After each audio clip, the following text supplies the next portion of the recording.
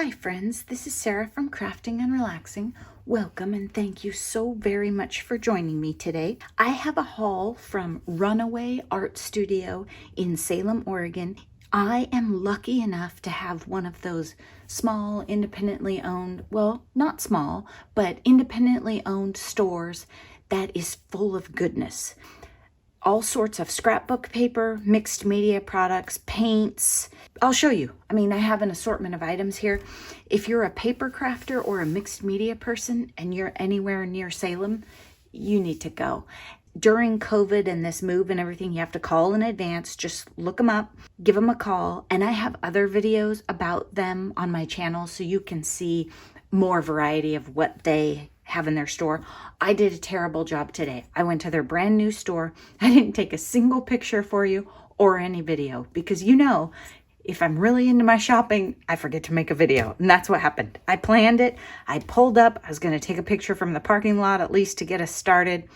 I saw Andrea and I got sidetracked. It's not her fault though. It was mine. They gave out like grab bags, gift bags for coming today. To the grand opening, there were some coupons and a coloring thing and tags. And in mine, and they varied a little. Andrea and Noni got different stuff. I got a stencil in mine. This is pretty cool, huh? Tiny, tiny spots. But I think that will be fun to play with. And I love circles. So I have other circle stencils that will complement this. And then a bottle of Delusions paint in Calypso Teal. And I don't know if these bottles were older or newer. I don't have any Delusions paint in this kind of bottle. So I think that'll be fun because, that paint's a little more liquid. A flare pen. Do you like these? I like writing with these. They're kind of nice. If you have to make a chores list for the day, at least use a fun pen to do it. And then there were these clear items in here. I think these would be great on canvas projects, or you could use these smaller 3 on a card, and this one you could make a magnet, put it on your fridge if you wanted, but they're just acrylic clear things.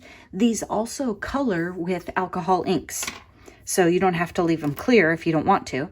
Andrea can make hers purple or green if she wants. That's what was in my gift bag. I think I mentioned that I didn't have vintage photos. I picked one of those up today. I like the oxides, so I got the oxide, even though it's a little wetter, takes a little bit more to dry, and some people may say just get the distress ink if you're using it for inking your edges.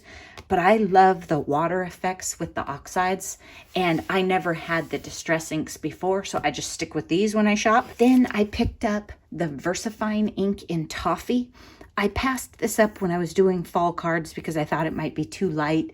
And then I got Vintage Sepia, and it actually was super dark chocolatey brown and really wasn't the warm brown that I was looking for in my projects. So now I'll have Vintage Photo and Toffee for those, I guess. But Craft Scraps, also known as Gigi, she has this ink and said it was a good one for fall projects. So now I have it too, Gigi. I was looking for other ones, but they didn't have very many colors in these. These are the older ones, I think, so I don't know if they're not stocking them or what, but I like these and this package better than the Versafine Clairs. And that is because I don't like this.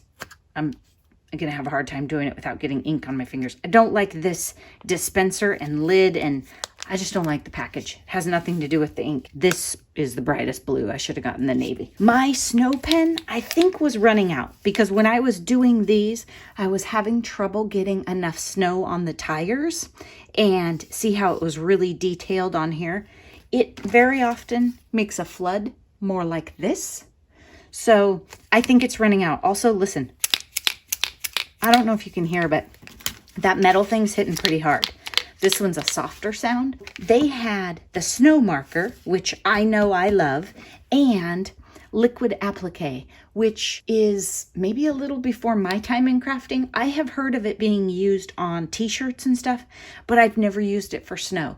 So I'm going to use it for snow. And Christy, who is the store owner, said that she likes the liquid applique better when you want to add a bunch of glitter because you can put it in there, let it dry for just a bit. Don't get sidetracked chatting or anything. Put some glitter on it and then heat it up and it'll puff and have that glitter. The snow marker, I haven't tried with glitter, but it's a liquid. I just don't think the glitter's gonna stick quite right. I don't know. And it might weigh it down. So I'm gonna try both. Christy did mention that the liquid applique might not be as white as I want. Either way, I put Wink of Stella and glitter all over things, so I don't think it matters. But I am excited to have that because I don't think I have enough to do piles of snow on roofs. Oh, the other thing she said about the liquid applique is it has a much finer applicator. This is a blunt marker. And sometimes this makes a big mess. Yeah, kind of like that. So this is like a paint marker. So you know how you push down and sometimes a whole bunch pours out? This one, oops, this one I would probably like better for trees, boughs, actual snowflakes, detail work. And then the snow marker I'll probably use to puddle on a roof. You make a big puddle, then you hit it with your heat gun. Both of these you use your heat gun and it puffs up. I think you might be able to just let this one dry. I don't know. I haven't played with it. There are a million ways you can make snow. You can use texture paste, all kinds of things. What I'm thinking is with heat tools and stuff and staying with embossing and that kind of stuff, I can clean it up faster. I don't have to wait for it. That's my theory there. I started to play with this stuff and then realized I was going to make a video for you. So that's why I've actually tested some of the stuff out better than I usually do. I was looking for a sympathy die, and I like dies because I can cut a whole bunch of them, have them in my little book here, and put them on my scrap cards or whatever in a hurry and make a bunch of cards. It's like I make them in different phases. I have Heartfelt Sympathy. This is a little big. It's hard to, okay, I'm going to put it on something it doesn't work on. It takes up so much of the card that it's hard to put like flowers or something else around it. I usually put like maybe a butterfly or something like that. I kind of wanted something smaller and just a different one. This heartfelt part makes me a little crabby. I do not like cutting it out. There was not a sympathy die. I'm going to look through my stamps, but I don't think I have any sympathy stamps either. I think that's why I bought Heartfelt Sympathy. I got Heffy Doodle. Well, you know where it's made. It's designed in the UK though, so we're doing pretty good. And it's a shadow one. I don't know where the other part is. Well, you'll just have to trust me. So I cut it out, really high contrast here, so you can see. Thinking of you, and then the dots are still on the plate down there, and I'll glue that together and put it on a card. So I like the thinking of you. I didn't have that sentiment. I don't think I'll substitute it for Heartfelt Sympathy, but I have a whole bunch of thanks and thank you and hello. I've got quite a few joy now too, and I'm trying to get some different sentiments. I also have miss you and good luck. I just wanted some more versatile ones, and I have friends that are requesting cards, and I don't have the sentiments. Here's a funny thing that I did, and it was an exciting day. It was, you had to make appointments. We're wearing masks. Everything's different. And the person that helped me was brand new. It was her first day. Can you imagine, in the new store and everything? But I do not think it was her fault. I think I had sticky specks in my hand, and I must have set it down.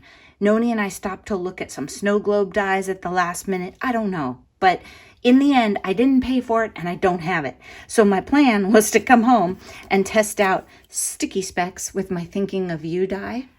I have put sticky specks on my list for Santa, and I'll probably talk about my list for Santa in weekend updates, so you can hear it then if you want. Thanks for watching. I think we covered everything. I hope that you are making time for crafting and relaxing. Bye-bye.